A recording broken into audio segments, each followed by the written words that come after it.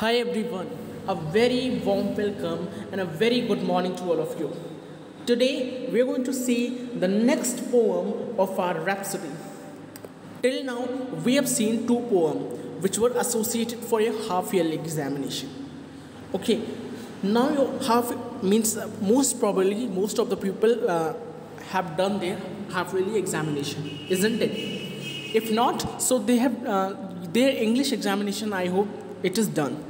Okay, so now you're going to see either the unit test second or the annual examination, isn't it? Now for that we're going to see the next poem, the next poetry number third of ISC class 11th and 12th Rhapsody, that is a sonnet 116.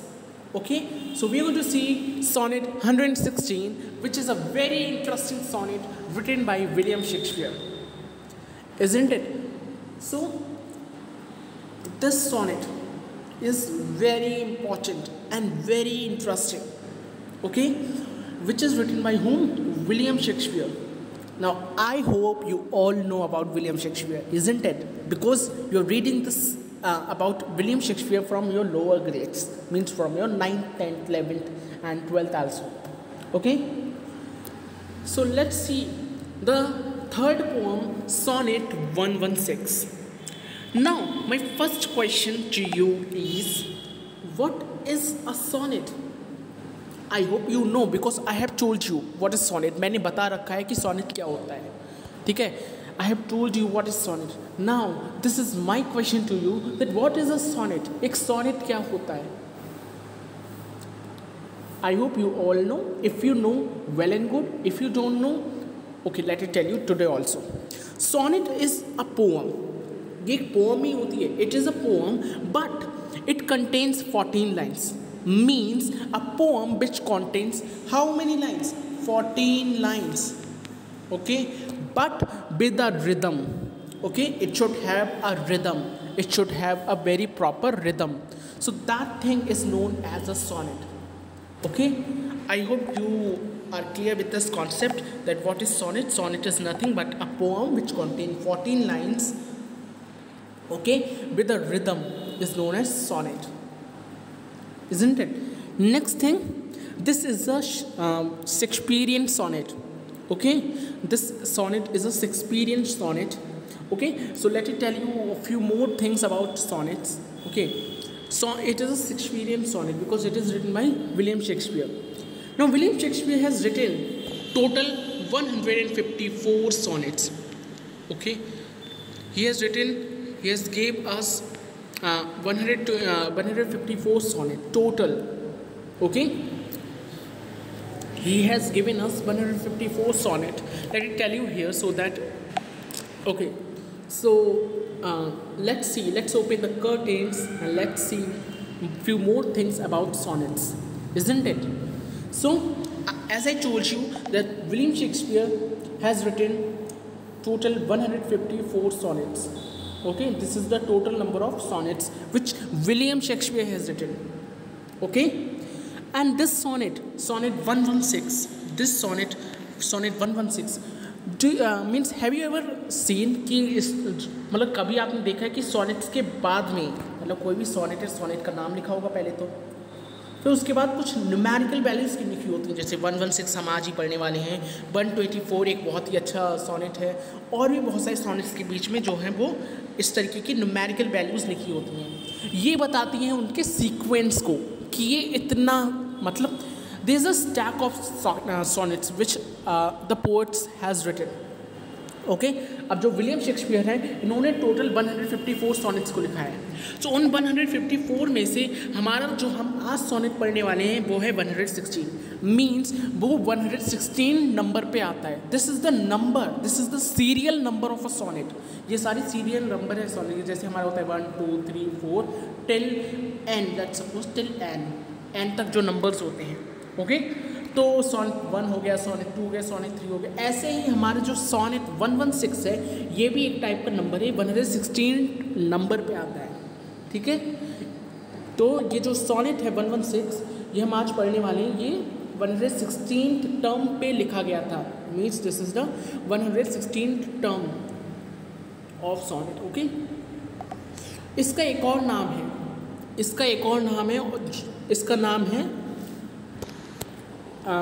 इसका नाम जो होता है sonnet 116 का, जो हमारे ये sonnet इसकी फर्स्ट लाइन पे ही इसका नाम रख दिया गया था, that is let me not to the marriage of true minds, let me not to the marriage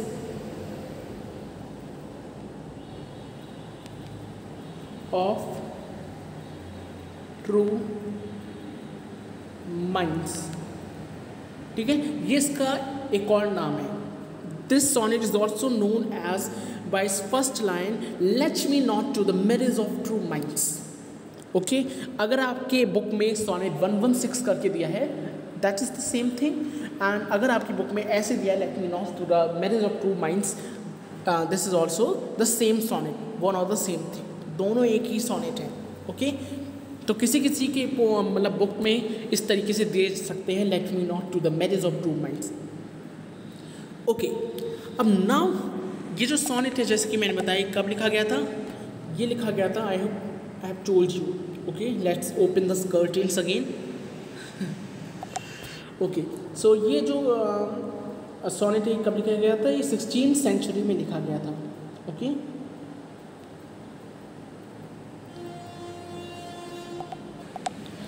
it is written on during 16th century। Okay, 16th century में ये जो सॉनेट है वो लिखा गया था। एंड ये जो सॉनेट है इसकी थीम देखते हैं, let's see the theme of this sonnet, let's see the theme of this sonnet. इस सॉनेट की थीम है हमारा लव एंड ब्यूटी। अगर हम इसकी थीम की बात करें तो this sonnet is upon the theme love and beauty। William Shakespeare इसमें लव और ब्यूटी के बारे में बताते हैं, मोर स्पेसिफिकली लव के बारे में बताते हैं। Okay, next thing, this is the most and very important thing, this is the very important thing and this can come in your MCQ types question। This is the most this is the most romantic poem or the sonnet। This sonnet is the most romantic sonnet of William Shakespeare। सबसे ज़्यादा romantic sonnet है। ठीक है, here William Shakespeare has told a romance। Next thing is this sonnet is also based upon, अगर हम इसकी imagery की बात करें, मतलब किस चीज़ के ऊपर इसे इमेजिन किया गया है, so the imagery of this sonnet is the nautical imagery. Okay, the nautical imagery. Nautical imagery क्या होता है? ये नॉटिकल इमेजरी ये तो हम पहली बार पढ़ रहे हैं, अभी तक हमने बहुत सारी चीज़ें पढ़ी हैं पर ये जो चीज़ है ये तो हम पहली बार पढ़ रहे हैं। What is this nautical imagery? तो नॉटिकल इमेजरी होती है कि अगर किसी भी पोअम या किसी भी सॉनेट या किसी भी शॉर्ट स्टोरी में, मोर स्पेसिफिकली पोअम और सॉनेट्स में, अगर सी के ऊपर बात हो, किसके? समुद्र के ऊपर बात हो, सी के ऊपर बात हो या ओशंस के ऊपर बात हो, तो उसे हम कहते हैं नॉटिकल इमेजरी। ठीक है, तो इस सॉनेट में आप देखेंगे कि जो विलियम शेक्सपियर हैं, he talked about the sea और the storm in the sea. Okay, so अगर सी के किसी भी सी या ओशन के बारे में बात हो, ओशन हो या सी हो, किसी के बारे में बात हो, चाहे उसमें कोई भी तूफान आया हो या कुछ भी हो, उसमें लाइट्स के ऊपर बात की गई है इसमें, है ना, जो हमारी जो सी के पास में लाइट्स होती हैं उसके ऊपर बात की गई है, स्टॉर्म के ऊपर बात की गई है, बोट के ऊपर बात की गई है, लाइट हाउस के ऊपर बात की गई है, मतलब जहाँ तक इसके ऊपर बात की गई है सी के ऊपर बात करी गई है। तो इस चीज़ को हम क्या कहते हैं? Nautical imagery. वेरी इंपॉर्टेंट नया टर्म है, सीख लेना एंड क्वेश्चन भी आ सकता है यहाँ से। ठीक है, तो विलियम शेक्सपियर ने किस चीज़ के ऊपर बात की गई है? नॉटिकल इमेजरी के ऊपर बात की गई है। ठीक है, इतनी बात समझ आई, आई होप। नेक्स्ट थिंग, बहुत सारी चीज़ें इसमें हैं, बहुत सारी चीज़ें हैं। सबसे पहले मैं बता देता हूँ कि जो शेक्सपियरियन सोनेट है, जो सोनेट्स जो हम देखते हैं, सोनेट्स, थोड़े से सोनेट की हिस्ट्री देख लेते हैं हम। ओके, जो सोनेट है उसकी हिस्ट्री को देख लेते हैं। 3 टाइप्स के सोनेट्स होते हैं। ओके, सोनेट्स का 3 टाइप्स होते हैं। ये सब, हालांकि ये सब बताने की कोई ज़रूरत नहीं है, पर मैं बता देता हूँ। Okay, because this is in your when you will do the graduation from double English. Okay, when you do MA, okay, मतलब आप अगर ग्रेजुएशन या पोस्ट ग्रेजुएशन करेंगे इंग्लिश से, तब आपको सोनेट्स के बारे में इतनी सारी चीज़ें पता होनी चाहिए। वेल, अभी इतना ज़रूरी नहीं है, but then also I tell you, sonnets 3 parts में डिवाइड होते हैं। The first is the fair youth. Sonnets 3 part में डिवाइड है, द फेयर यूथ। नेक्स्ट है हमारा dark lady, and the last is our Greek sonnet, Greek sonnets. Okay, now ये fair youth क्या है? फेयर यूथ पे विलियम शेक्सपियर ने किसके ऊपर बात की है? जो यंग मैन हैं, जो यंग विमेंस हैं, ओके, जो यूथ हैं, उनके ऊपर बात की गई है। उनकी ब्यूटी के ऊपर बात की गई है, उनकी एरोगेंट के ऊपर बात की गई है, उनके पोस्चर्स, उनकी पर्सनैलिटीज़ के ऊपर बात की गई है। ये जो वार्म ब्लड होता है, जो यूथ ब्लड होता है, that is very active. Okay, and that is having a great affinity towards the love, towards the relations. Okay, तो उसमें फेयर यूथ के ऊपर बात की गई है। किसने? विलियम शेक्सपियर ने। डार्क लेडी जो है, डार्क लेडी बताता है the old age, dark lady address to the old age. Okay, मतलब जो ओल्ड एज होती है उसमें हमारा जो ब्लड होता है that become cold, that our beauty become frail, or like attraction become frail, मतलब सब चीज़ जो होती है वो डिफरेंट हो जाती है। कोई भी अफेक्शन, कोई भी अट्रैक्शन, कोई भी इन्फैचुएशन नहीं रहता है जब हम डार्क एज पे पहुंच जाते हैं। जब हम इस डार्क एज का मतलब है the old as, the old as. ठीक है, नेक्स्ट है हमारा ग्रीक। जो हमारा ग्रीक सोनेट्स होते हैं that is about the grace. Okay, जो ग्रीक सोनेट्स हैं वो हमारी ग्रीक लैंग्वेजेस में लिखे गए हैं। ओके, ये हमारा डिफरेंट टाइप का टाइप्स हो जाता है, हालांकि इसके बारे में जानने की ज़्यादा ज़रूरत है नहीं। ठीक है, तो जो हमारा आज का सोनेट है, मतलब देख लेते हैं कि कहाँ से कहाँ तक सोनेट्स यहाँ पे बताए गए। फेयर यूथ पे विलियम शेक्सपियर लिखा है सोनेट नंबर 1 to 126। ये सब आते हैं किसमें? फेयर यूथ सोनेट में। ये 3 कैटेगरीज हैं सोनेट की।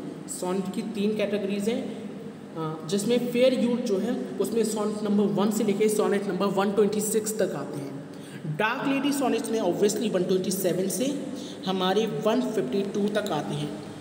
Okay, sonnet number 127 to 152। And the Greek sonnets जो हैं उसमें हमारे आते हैं द 2 लास्ट सोनेट्स। कितने टोटल सोनेट्स लिखे थे विलियम शेक्सपियर ने? 154। उन्हें हमने 3 पार्ट्स में डिवाइड कर दिया है, fair youth, dark lady and Greek sonnet. Fair youth में हमारे 101 से लेके 126 सोनेट्स टोटल जो हैं वो सोनेट्स आते हैं फेयर यूथ में। डार्क लेडी में हमारे नेक्स्ट जो 127 से लेके 152 तक के जितने भी सोनेट्स हैं वो सब हमारे आते हैं किसमें? डार्क लेडी में। एंड ग्रीक सोनेट्स जो हैं उसमें लास्ट 2 सोनेट्स आते हैं, that is 153 and 154। Okay, last के 3 सोनेट्स आते हैं, मैं इधर लिख देता हूँ 153 एंड 154। ठीक है, जो लास्ट के सोनेट्स होते हैं वो इसमें आते हैं। समझ आए? अब जो हमारा आज का सोनेट है, जो हम आज पढ़ने वाले हैं, let's me not to the marriage of 2 minds या सोनेट 116, वो हमारा किस में आता है? सोनेट 116। खुद पहचानो किस में आएगा? किस में? Sonnet 116, sorry, sonnet 116। तो ऑब्वियसली किस में आएगा? ये फेयर यूथ में आएगा। किस में आएगा? Fair youth sonnet. So today's sonnet is based upon the fair youth, क्योंकि इसमें किसके ऊपर बात होती है? About the love, about the compassion. okay, about the great affinity of William Shakespeare towards a man. क्या? हाँ, ये जो सोनेट है ये विलियम शेक्सपियर ने किसी वुमेन के ऊपर नहीं लिखा है. This sonnet is written by this a man, okay, because William Shakespeare love a man. He used to love a man after being married to Anne Hathaway. Anne Hathaway is the spouse of William Shakespeare. William Shakespeare की wife का नाम क्या है? Anne Hathaway, okay. तो after being married with Anne Hathaway at the as of 18, okay, and she was double and triple. जो any Hathaway है she was double than William Shakespeare, okay. वो double age की थी. Shakespeare was 18, सो वो कितने की थी? 28, 29 कुछ थी, ओके. तो जब उनकी शादी हो गई थी एनी हैथवे से, तब उन्होंने इस सोनेट को लिखा था, सोनेट 116. पर किसके लिए? एनी हैथवे के लिए नहीं, इन्होंने लिखा था एक मैन के लिए, to whom he used to love. मीन्स हम कह सकते हैं there was a homo relationship between Shakespeare and that man. There was having a homo relationship between William Shakespeare and that man. That's why he has written this sonnet 116 for that man. ठीक है. अब next thing बहुत ही important है. आज मैं सब कुछ बताने वाला हूँ सोनेट के बारे में, क्योंकि आज आप पहली बार सोनेट को पढ़ने वाले हैं. ये जो सोनेट है 116, ये जो सोनेट है 116, this sonnet number 116,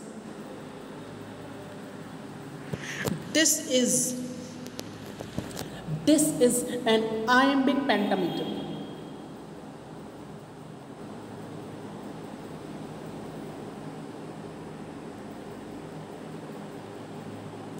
This sonnet 116 is an iambic pentameter.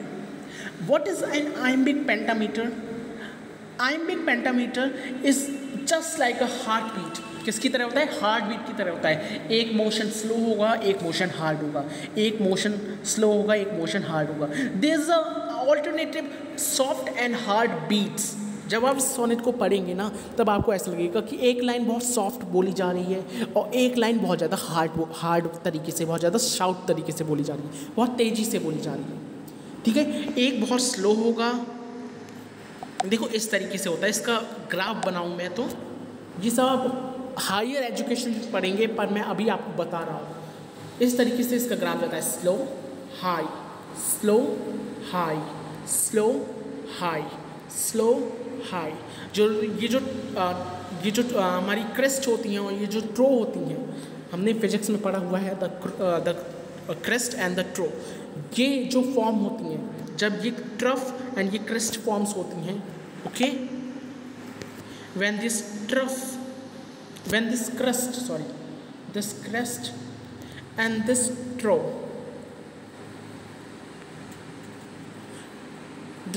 form, then this phenomena is known as iambic pentameter. तो ये जो शेक्सपियरियन सोनेट्स हैं, ओके, जितने भी शेक्सपियरियन सोनेट्स हुए या पोम्स हुए या प्ले हुए, ये सारी कौन सी रिदम पर बेस्ड है? Iambic pentameter. Iambic pentameter I hope समझ आ गया हो, जिसकी रिदम किसकी तरह हो? हार्ट बीट की तरह हो. As the heart use to beat, slow heart, like slow high, slow fast, slow fast, slow fast. इसकी हार्ट बीट कैसी होती हैं? Slow and fast.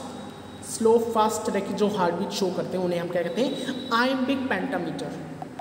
I hope this is clear to you. This is very important. और जो higher educations होती हैं, जो हमारे ग्रेजुएशन होती हैं, उनमें ये क्वेश्चन अक्सर पूछा जाता है कि what is an iambic pentameter. Okay, ये चीज़ मैंने बता दी. Okay, and the last thing, अब जो लास्ट थिंग है वो हालांकि मुझे सबसे पहले बतानी चाहिए, but I am telling you at the last. जो हमारा फर्स्ट सोनेट है, फर्स्ट सोनेट जो है, जो फर्स्ट शेक्सपियरियन सोनेट है, वो कब लिखा गया था? मीन्स शेक्सपियर ने फर्स्ट टाइम सोनेट कब लिखा था? The first sonnet written by Shakespeare was in, let me tell you, in 1590s something. Okay, ये मतलब अप्रॉक्सीमेटली मतलब तब लिखा गया था 1590s में लिखा गया था, जो फर्स्ट सोनेट है बाय विलियम शेक्सपियर। ओके, जिसका नाम क्या था, इसका नाम भी देख लो, इसका नेम था हमारा from fairies creatures we desire, from fairest creature we desire. ये जो है फर्स्ट सोनेट का नेम है which was written by William Shakespeare. ठीक है, this was the name, first sonnet name from the fairest creature we desire. This is we. Okay, ये first sonnet है जो कि किसने लिखा था, विलियम शेक्सपियर ने लिखा था। कब लिखा था, 1590s में लिखा था। Okay, now I hope all the things is clear to you. एक बार फिर बता देता हूँ, आई एम सॉरी, एक बार फिर बता देते हैं कि जो हमारा सोनेट होता है वो 14 लाइन्स की पोम्स होती हैं with a rhythm, with a proper rhythm. Shakespearean sonnet कितने हैं, 154 टोटल सोनेट्स हैं। ओके, फर्स्ट टाइम इन्होंने कब लिखा था, 1590s में लिखा था, जिसका नाम था from the fairest creatures we desire. ठीक है, जो सोनेट है, ये जो सोनेट 116 है जो हम आज पढ़ने वाले हैं, ये फर्स्ट टाइम कब लिखा गया था, 16th सेंचुरी में लिखा था। इसका थीम क्या था, इसके थीम था love and beauty. Okay, and this is the most romantic sonnet, सबसे ज़्यादा रोमांटिक सोनेट है ये। ओके, ये जो पोएट है, ये जो पोम है, ये जो सोनेट है, this is based on nautical imagery. Nautical imagery वो होती है जिसमें सीज के बारे में बात होती है, ओशियंस के बारे में बात होती है, बोट्स के बारे में बात होती है, स्टॉर्म्स जो होते हैं सी में आए हुए थे उनके बारे में बात होती है। समझ आ गई, आई होप। एंड ये जो सोनेट हैं, ये 3 पार्ट्स में डिवाइडेड होते हैं, fair youth, dark lady and Greek sonnets. Fair youth में 1 to 126 तक आते हैं, 1 से लेके 126 के जितने भी सोनेट्स हैं वो सब किस में आएंगे, फेयर यूथ में आएंगे। डार्क लेडी में हमारे 127 से 152 तक आते हैं। ठीक है, and the Greek sonnet, that is the last 2 sonnets 153 and 154। अब जो हम आज ये पढ़ने वाले हैं sonnet 116, this is the fair youth, क्योंकि इसमें विलियम शेक्सपियर ने किसके बारे में बात की गई है, एक मैन के बारे में बात की गई है, to whom he was very infatuated. Okay, तो नेक्स्ट थिंग है हमारी जो विलियम शेक्सपियर हैं, I have told you he is a very renowned personality. Okay, so this was all about the sonnets. Okay, now after a great discussion, after a big discussion, let's start our today's sonnet 116. Okay, let's start today's sonnet 116 by William Shakespeare. Okay, now let's open the curtains again. Okay, I have told you everything. Okay, let's talk about William Shakespeare now, who is the very renowned English poet. So, William Shakespeare, he was a very renowned English poet, playwright and actor during the Elizabethan age. Sorry. Okay, so listen to me only. Don't go on them. Okay, listen to me only. William Shakespeare, he was a very renowned, very famous English poet, playwright and actor during the Elizabethan age. ये एक actor थे, that's why he used to write the plays, the like dramas. Okay, and ये drama इसलिए लिखते थे जिससे कि ये शो कर पाए स्टेजेस पर पहले ड्रामास चलते थे, because at the time the TVs were not there. TV, smartphones, ये जो इलेक्ट्रिकल अप्लायंस थे, they were not there, these were not there. Okay, तो at the time the dramas use to happen. जो stages थे उस पर dramas होते थे, जैसे कि मैंने पहले भी बताया हुआ है इस चीज़ को. ठीक है, तो same he is a very famous dramatist and he is a very famous poet and a songwriter. He used to write the song.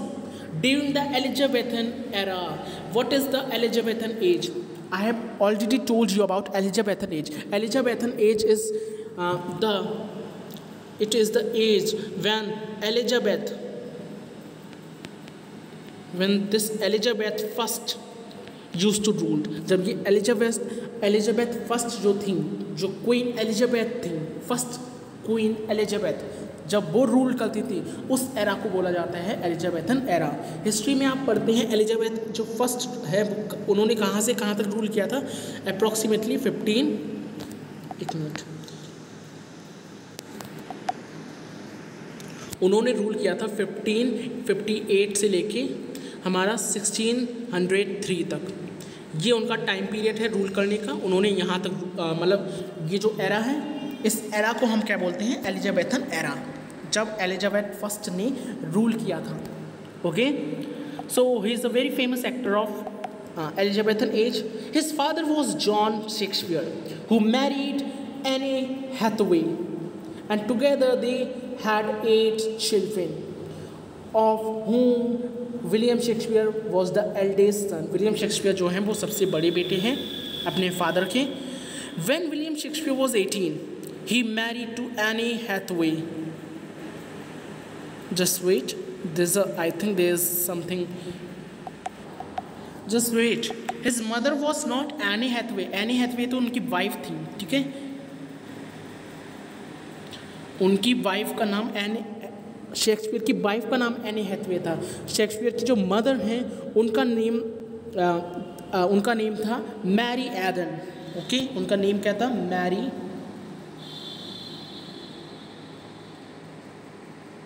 Aiden. Okay, Mary Arden was William Shakespeare's mother, not Anne Hathaway. Anne Hathaway तो इनकी wife थी, ठीक है. तो जो जो ये William Shakespeare के फादर हैं, इन्होंने मैरी एडन से means he married to Mary Arden. Okay, and together they have 8 children. इनके 8 चिल्ड्रेन हुए दोनों के, जिसमें से विलियम शेक्सपियर हैं वो सबसे बड़े हैं. Very important. William Shakespeare is the eldest son of Mary Arden and his father name John Shakespeare. Okay, जब विलियम शेक्सपियर 18 ईयर्स के थे तब उनकी शादी किससे हो गई थी? एनी हैथवे से हो गई थी. एनी हैथवे इनकी वाइफ हैं, विलियम शेक्सपियर की स्पाउस हैं Anne Hathaway, not his mother. इनकी मदर का नेम था मैरी एडन. ओके, एंड फिर विलियम शेक्सपियर के 3 चिल्ड्रन हुए, 3 बच्चे हुए. Okay, so I hope this thing is clear to you. Okay, इनकी जो मतलब मदर हैं उनका नाम एनी हैथवे नहीं था. Okay, she was the Mary Arden. Okay, उनका नेम क्या था? Mary Arden. उनका नेम था मैरी. ये विलियम शेक्सपियर की मदर थी. Though it is not well asked to you, but then also I have told you. Okay, so this was all about William Shakespeare. Okay, although you have read about a stack of knowledge, you have get a stack of knowledge, a very much knowledge about William Shakespeare. Though I have told you in order to so that you can have a very clear idea about William Shakespeare. Who was William Shakespeare? Okay, I am again telling you, he was a very renowned personality of Elizabethan era. Elizabethan era means the era means this was the era where Elizabeth first, the Queen Elizabeth first used to ruled. She used to rule. Okay, and this era was of 1558 to 1603. Okay, and this Shakespeare used to write the poems, sonnets, and short stories, and he used to write the dramas also, because at the time there was no such way through which the men of that country can entertain themselves. The serials or the dramas were the only way through which a man can entertain themselves. Okay, so उस time पे बहुत सारे dramas होते थे, बहुत सारे और ये सब चीज़ें होती थी। Okay, so let's start the sonnet 116 after a great discussion about William Shakespeare and about this sonnet. I hope sonnet को लेकर कोई भी डाउट नहीं होगा मन में, क्योंकि सोनेट को लेकर मैंने सारे डाउट्स को क्लियर कर दिया है। ठीक है, बहुत ही प्यारा सोनेट है। इसका एक और नाम मैंने बताया था, क्या था वो? Let me not to the marriage of true minds. Okay, so let's start, let's open the curtains and let's start the sonnet 116। If it is clear, well and good. If it is not clear, open your text. Let it do like this so that it can be clear.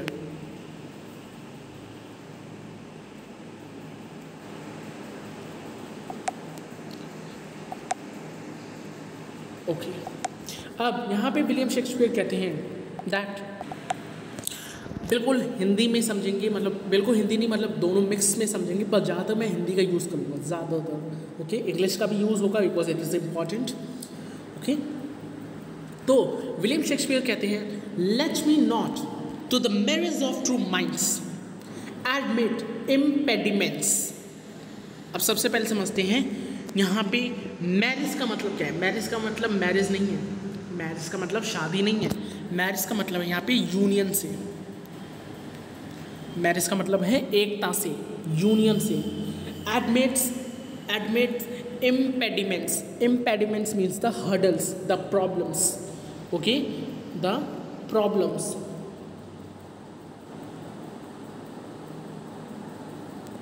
तो William Shakespeare कहते हैं कि मैं नहीं मानता, मैं बिल्कुल भी नहीं मानता कि दो प्यार करने वालों के बीच में हर्डल्स नहीं होंगी। ओके, मैं नहीं मानता कि दो प्यार करने वालों के बीच, मतलब दो प्यार करने के वाले बीच में हर्डल्स होंगी। ओके, दो प्यार करने के बीच में अगर हर्डल्स आती हैं तो मैं नहीं मानता कि उन हर्डल्स से दोनों का प्यार टूट जाएगा। Okay, let me not to the marriage of true minds admits impediments. Impediments का मतलब प्रॉब्लम्स। मतलब मैं नहीं मानता अगर दो सच्चे प्रेमी, ट्रू माइंड्स का मतलब ट्रू लव जो है, अगर ट्रू लव के बीच में कोई भी हडल आती है तो उन हडल से वो दोनों अलग हो जाएंगे। मैं नहीं मानता इस चीज़ को। Love is not love which alters when its alteration finds. Love वो नहीं है, प्यार वो नहीं है कि जब मुसीबत आने पर एक का साथ छोड़ते हैं। ट्रू लवर्स वो नहीं होते जब मुसीबत आए तो वो दूसरे का हाथ छोड़ते। ओके, अब जैसे कि दो लवर्स हैं, okay, there is two lovers. तो अब जैसे अगर दूसरे पर मुसीबत आई, दूसरे पर कोई भी प्रॉब्लम आई, तो अगर पहले वाले लवर ने उसे छोड़ दिया, जिस पर मुसीबत आई है, तो वो ट्रू लव नहीं था, वो लव था ही नहीं। That was a false love, that was a pseudo love. वो फॉल्स लव था, स्यूडो लव था। That was not a true love, वो ट्रू लव था ही नहीं। तो यही कहते हैं विलियम शेक्सपियर कि अगर ट्रू लव होगा, अगर सच्चा प्यार होगा तो परेशानी देखकर वो बिछड़ेगा नहीं। ओके, अगर वो परेशानी देखकर बिछड़ जाए, अगर वो परेशानी देखकर मतलब दूर चला जाए या तुम्हारा हाथ छोड़ दे बीच परेशानी में, ओके, तो वो ट्रू लव था ही नहीं। That was not the true love, वो ट्रू लव था ही नहीं। That was just a pseudo love, वो एक जस्ट अ फॉल्स लव था। ओके, और bends with the remover to remove, और it bends with the remover to remove, और वो रिमूव हो जाए। ओके, और जब वो प्रॉब्लम आए तब वो छोड़कर आपको चला जाए। ओके, जब प्रॉब्लम आए आपको तो वो छोड़कर चला जाए, तो समझना वो सच्चा प्यार था ही नहीं। ओके, इन 4 लाइन्स का मतलब यही है कि let me not to the marriage of true minds admits impediments.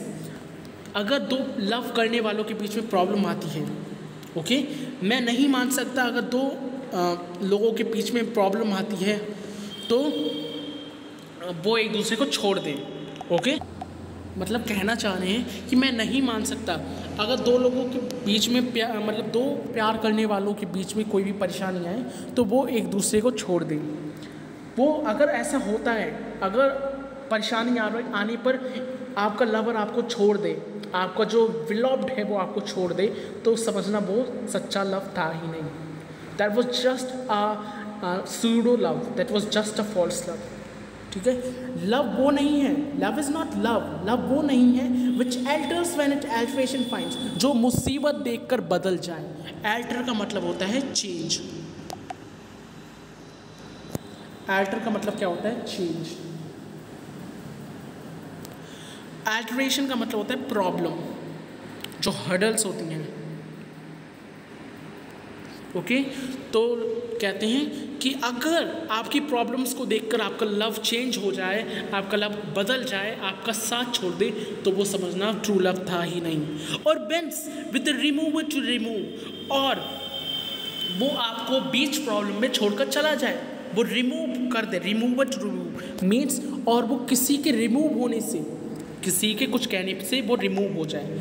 मतलब कहना चाह रहे हैं इस लाइन का मतलब ये है, और bends with the remover to remove, और किसी तीसरे के कहने पे वो आपको छोड़ दे, तो वो भी ट्रू लव नहीं है। मतलब वो ट्रू लव है ही नहीं, जो मुसीबत में आपका मतलब आपको छोड़े, वो भी ट्रू लव नहीं है, और जो किसी तीसरे के बीच में आ जाने से आपको छोड़ दे, वो भी ट्रू लव नहीं है। ठीक है, समझ आया? ट्रू लव वो होता है जो लॉन्ग लास्टिंग होता है, that is long lasting, that is called true love.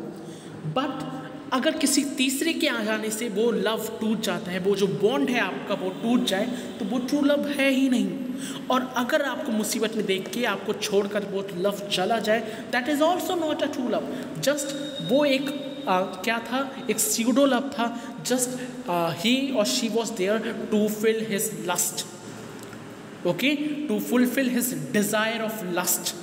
वो किस लिए था? To fulfil his desire of lust.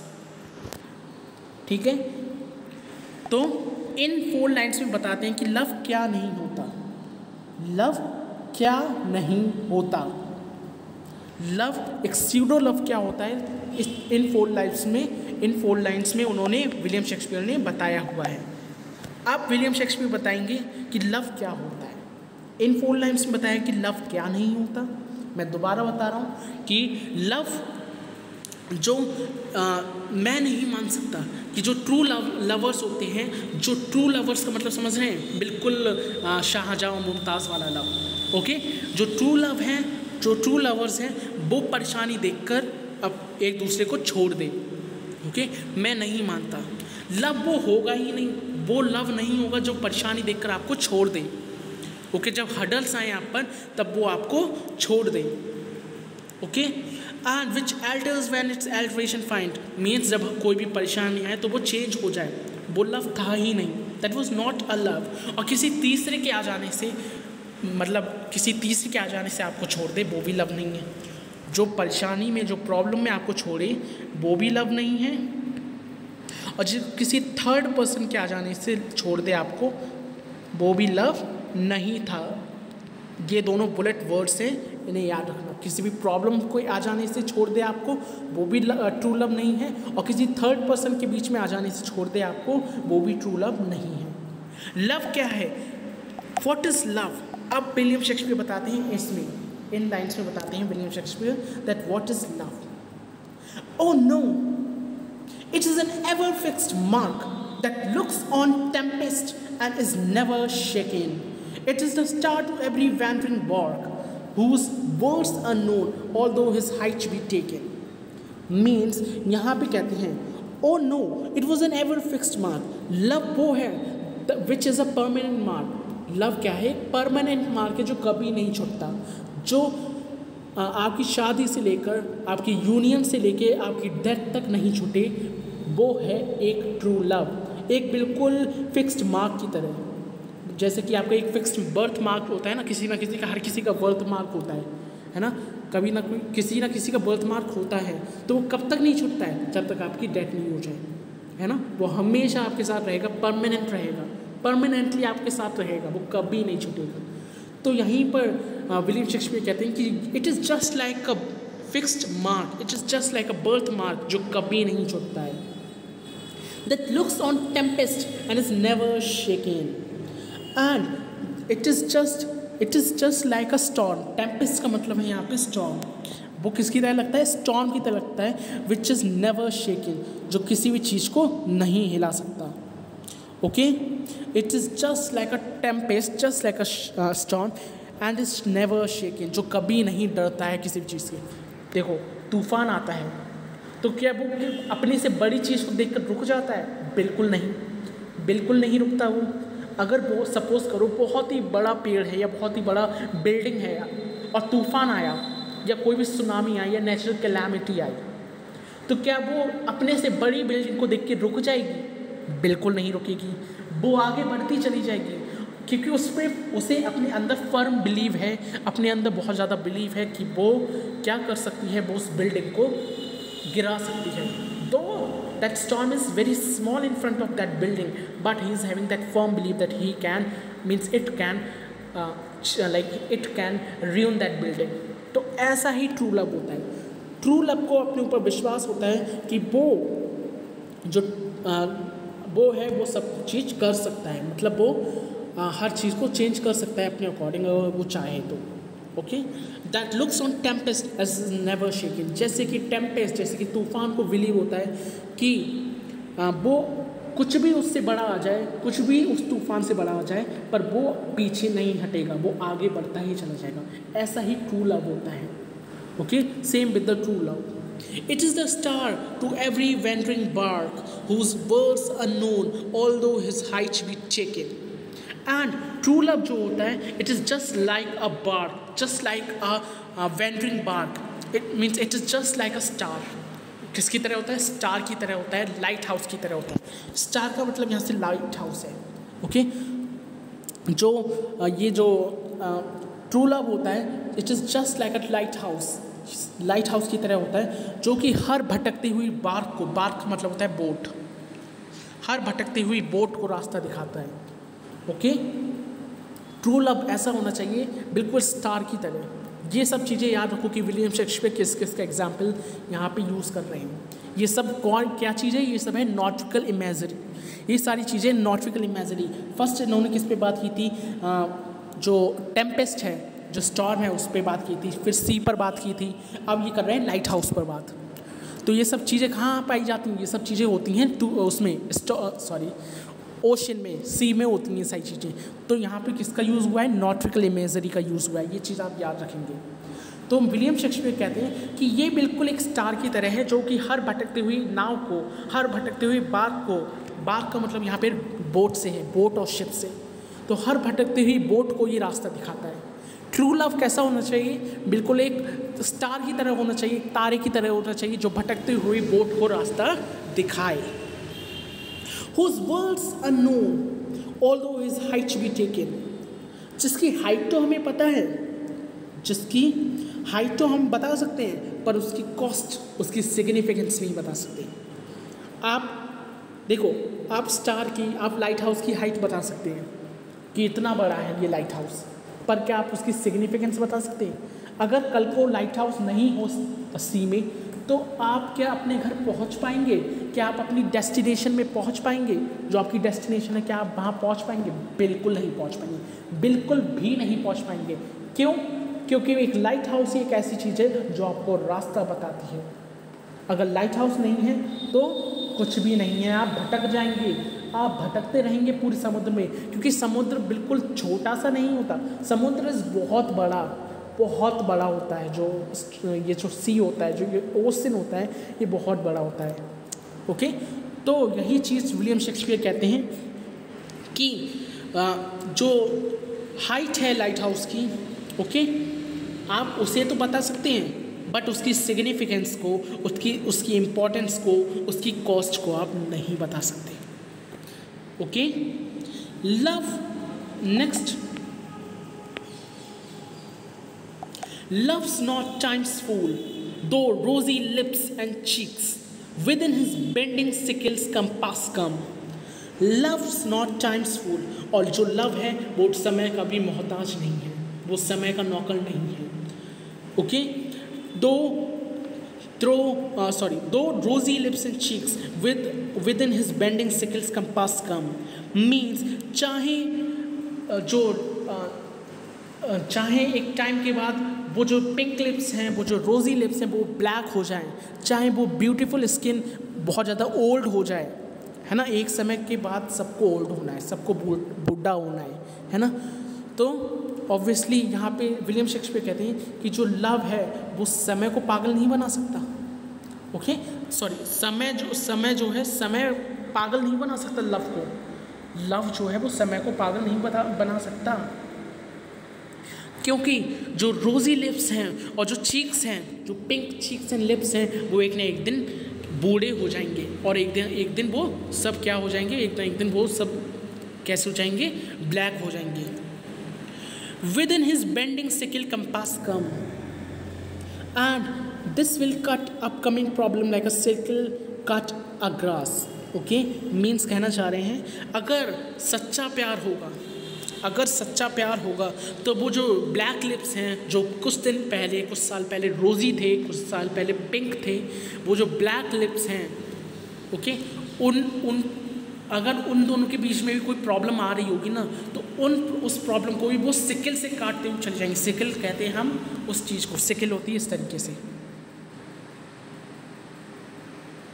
तरीके से sickle, this is the sharping point जिससे हम ग्रास को काटते हैं, है ना। I don't know what do we call in Hindi, sorry, but sickle, हाँ, दराती जो होती है उसे हम कहते हैं सिकल, ठीक है। तो यहाँ भी कहते हैं कि जो लव है that can not fool the time, वो टाइम को फूल नहीं बना सकता। टाइम को फूल क्यों नहीं बना सकता? क्योंकि एक ना एक दिन समय जो है वो सबको बुढ़ा कर देता है, सबको क्या कर देता है, ओल्ड कर देता है। तो अगर आपका लव सच्चा है तो वो उस टाइम पे भी नहीं चेंज होगा।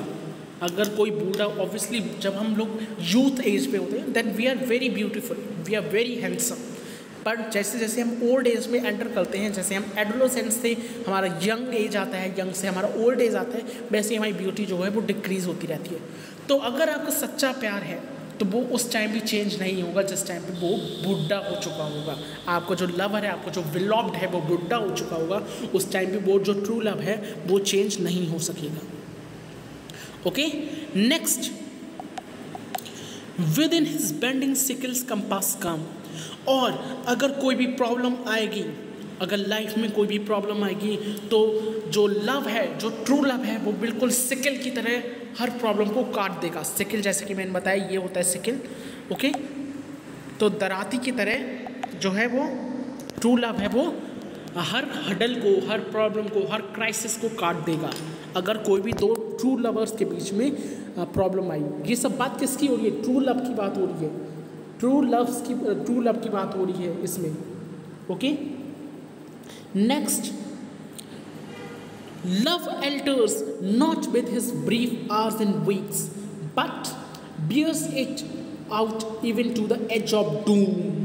Means true love वो नहीं है जो थोड़े से समय के लिए रहे। ट्रू लव की ड्यूरेशन बहुत छोटी नहीं होती। ट्रू लव, जो सच्चा प्यार होता है, वो बहुत छोटे समय तक के लिए नहीं रहता है। जैसे कि आजकल का प्यार है कि एक हफ्ते किसी और से प्यार है, दूसरे हफ्ते किसी और से प्यार कर लिया, तीसरे हफ्ते किसी और से प्यार कर लिया। They use to change their lovers. हर हफ्ते वो अपने लवर्स को चेंज करते रहते हैं, हर मंथ वो अपने लवर्स को चेंज करते रहते हैं। ये this is not a true love, this is a false love, this is a pseudo love. But true love क्या है? ट्रू लव वो है जो कयामत के दिन तक रहे। जो कब तक रहे? But bears it out even to the as of doom, वो रहे एंड ऑफ द डूम, मतलब कयामत जो हमारी तबाही है, मतलब उसके अंत दिन तक रहे।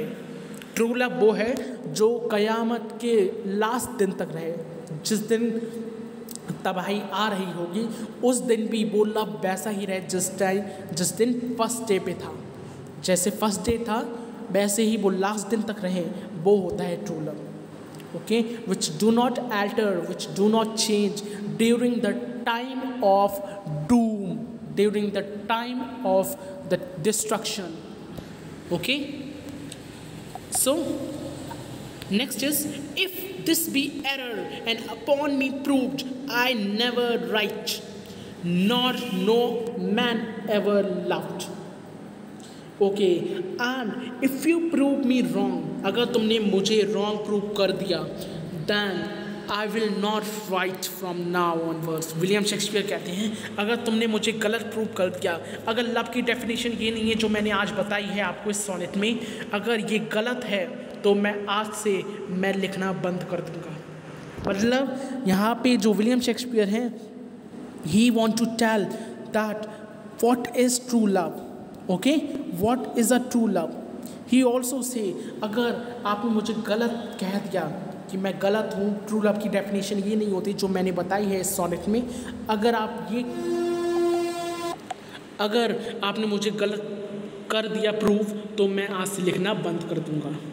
And here your sonnet come to an end. मैं दोबारा बता रहा हूँ बहुत जल्दी, लव वो नहीं है, love is not love which alters means let me not to the marriage of two minds, means मैं नहीं मान सकता अगर दो लव करने वालों के बीच में कोई हडल आती है, ओके, अगर दो लव करने वालों के बीच में उनके यूनियन में कोई हडल आती है, कोई भी चीज़ इंटरफेयर करती है, मैं नहीं मान सकता, क्योंकि टू लवर्स के जो यूनियन होता है दैट इज़ वेरी स्ट्रॉन्ग, उनका जो बॉन्ड होता है वो बहुत स्ट्रॉन्ग होता है। एडमिट्स इम्पेडिमेंट्स का मतलब कोई भी हडल आना, ओके। लव वो नहीं है जो चेंज हो जाए जब कोई मुसीबत आए, मतलब मुसीबत को देखते ही अगर कोई भी लव चेंज हो जाए, कोई भी प्यार किसी का चेंज हो जाए किसी के लिए, तो वो ट्रू लव था ही नहीं, वो कैसा लव था, वो फॉल्स लव था, ओके। और अगर किसी तीसरे के आने से अगर वो लव रिमूव हो जाए, है ना, तो वो भी ट्रू लव नहीं है। मतलब कहना चाह रहे हैं कि अगर किसी प्रॉब्लम के आने से लव चेंज हो जाता है तो वो ट्रू लव है ही नहीं, वो ट्रू लव नहीं था। और किसी तीसरे बंदे के आने से वो तुम दोनों के बीच में अगर कोई लव कम हो रहा है या लव नहीं हो रहा है तो वो भी ट्रू लव नहीं है, ओके। और एंड लव क्या है, अभी तक इन्होंने बताया था लव क्या नहीं होता है, मतलब ट्रू लव क्या नहीं होता है। यहाँ पे बताया था ट्रू लव क्या नहीं होता है। ट्रू लव क्या नहीं होता है, अगर किसी तीसरे के आने से अगर वो लव चेंज हो रहा है तो वो ट्रू लव नहीं है। अगर किसी मुसीबत के आने से लव चेंज हो रहा है वो ट्रू लव नहीं है। और अगर जो यूनियन है कोई दो बहुत मतलब दो कपल्स के बीच में अगर क्या नाम है हडल्स आती हैं या इंटरफेयर होता है किसी भी चीज़ का तो वो भी ट्रू लव नहीं है, ओके। अगर वो दोनों किसी तीसरे के वजह से अलग हो रहे हैं तो वो भी ट्रू लव नहीं है। तो this is not a true love. अब वो बताते हैं ट्रू लव क्या है। ट्रू लव तो एक फिक्स्ड परमानेंट मार्क है, जैसे कि एक मार्क होता है हमारी बॉडी पे, वो परमानेंट रहता है, वो कभी नहीं बदलता। ऐसा ही एक ट्रू लव होता है जो कभी चेंज नहीं होता है ना। That looks on Tempest and is never shaken, that is looking like a storm which never change, okay. जैसे कि स्टॉर्म के आगे कितनी भी बड़ी चीज़ आ जाए, कितना भी बड़ी चीज़ उसके सामने आ जाए, स्टॉर्म नहीं रुकता। जो तूफ़ान है वो नहीं रुकता, वो चलता चला जाता है ना। सुनामी के आगे अगर आप उससे डबल कोई चीज़ रख देंगे तो क्या सुनामी डर के रुक जाएगी? नहीं, वो आगे बढ़ती चली जाएगी। तो ऐसा ही होता है ट्रू लव, जो किसी के भी कहने से चेंज नहीं होता है, ओके। और it is just a star, ये एक स्टार की तरह है, एक ये लाइट हाउस की तरह है। एक जो ट्रू लव होता है वो किसकी तरह होता है? लाइट हाउस की तरह होता है, जो हर भटकते हुई बोट को रास्ता दिखाता है, ओके। जैसे कि लाइट हाउस जो होता है वो हर भटकती हुई बोट को रास्ता दिखाता है। Same with the true love, true love भी वो होता है जो हर भटकती हुई बोट को, हर भटकती हुई बार्क को, बार्क का मतलब होता है भटकती हुई बोट, हर भटकती हुई बोट को रास्ता दिखाता है।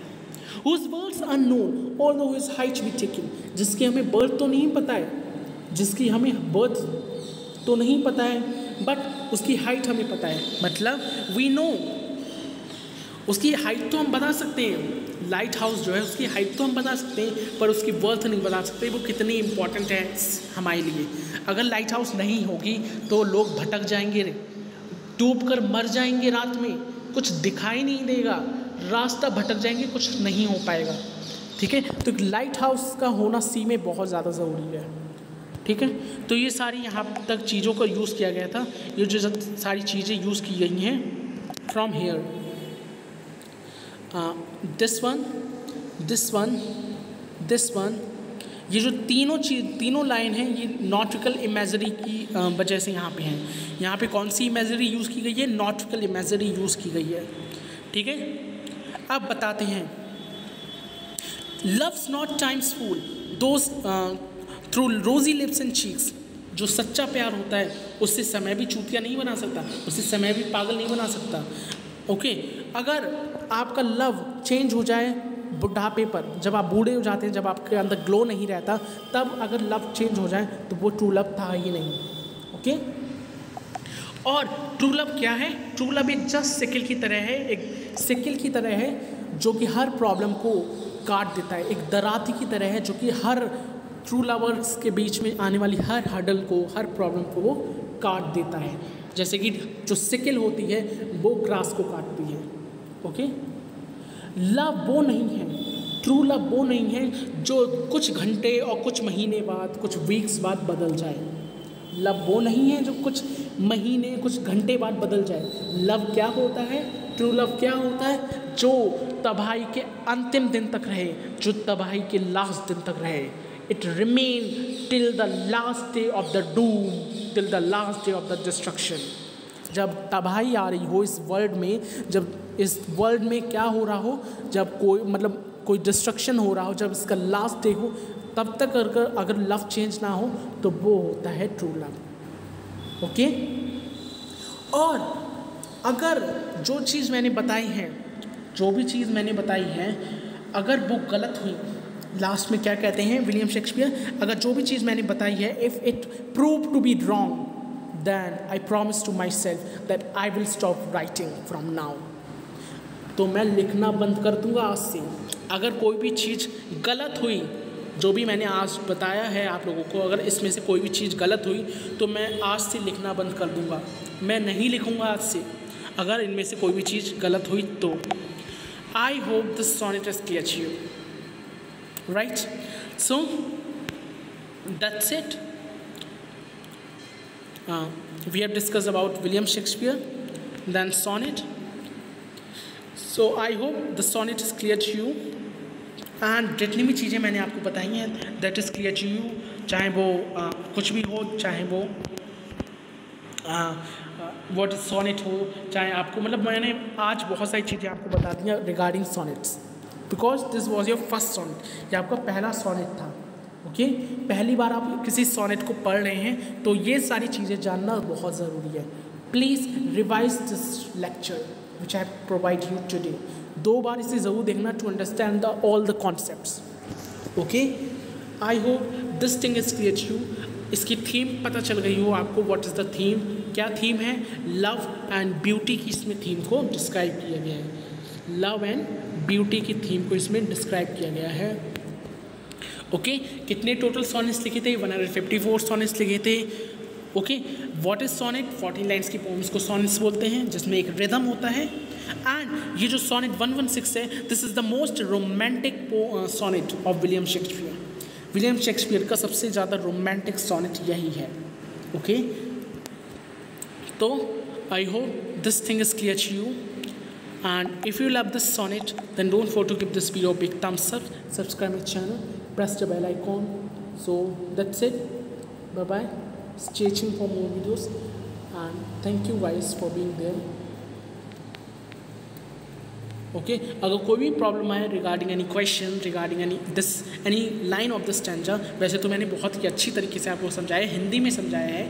ओके, और बहुत सिंपल सा भी है, ये ज़्यादा हार्ड नहीं है। देखो, सॉनेट्स बहुत हार्ड होते हैं, sonnets are really difficult, but this sonnet 116 is really an important and interesting sonnet.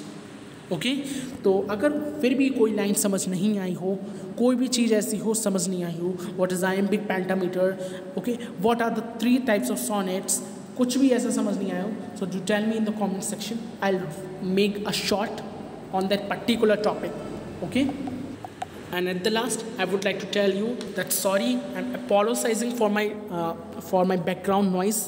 Obviously that will be there till the end of this lecture. Okay, and yeah, I hope this thing is clear to you, the sonnets are clear to you. So that's it, bye bye. Stay tuned for more videos. I hope everything is crystal clear to you.